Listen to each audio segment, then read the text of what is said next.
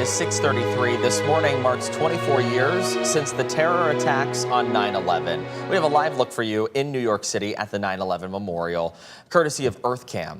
So in 2001, 3,000 people were killed, thousands more were hurt, and of course today we remember the victims of those tragic attacks. Here in West Michigan, you can honor those lives lost at the annual Scout Salute and Community Day of Remembrance. 13 on your side's Aaron Sullivan live this morning right outside the Gerald R. Ford Presidential Museum.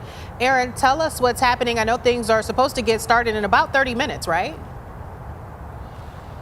Good morning. Yeah, everyone's here. They're setting up and we're preparing, but this is something that the community comes together and does every single year. I'm actually here with one of the Eagle Scouts, Lillian. Good morning. Thank you so much for waking up so early to be here with us. I know you've been doing this for about 10 years now. Kind of tell me a little bit about why you keep coming. I really enjoy being able to respect the people who lost their lives for us that day and being able to respect the flag.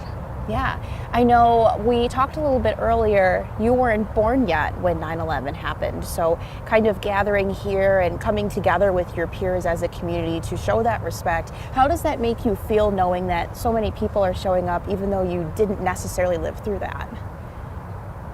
It makes me feel like even though a lot of people, especially here, they weren't alive, they still respect it and they want to learn about it. And I think that's amazing. So kind of tell me a little bit about what this looks like. You get here at 7:15, this all kicks off, and you're here for most of the day, correct? Yeah. Kind of walk me through what that day looks like for you.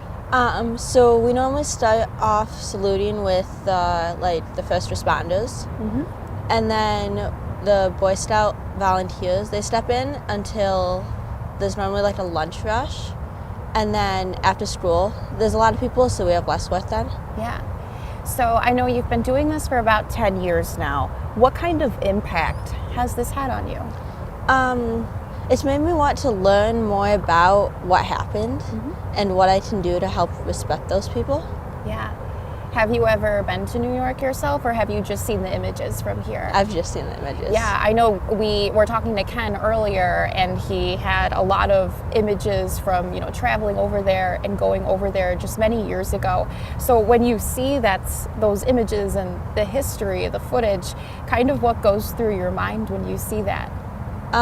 Mostly sadness, because I don't understand why people would do something like that.